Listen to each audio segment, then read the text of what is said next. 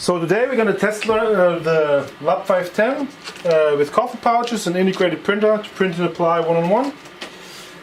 First we have to start a print job. In this case I'm going to do 30 pieces of barcodes with price tags. I just start a print job over the dedicated driver. Then we can already see it out now. There's one job in line showing 30 pieces.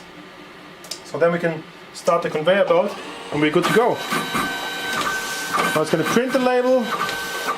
These labels are actually pre-printed already, full color, and then we just add the barcode and the price information.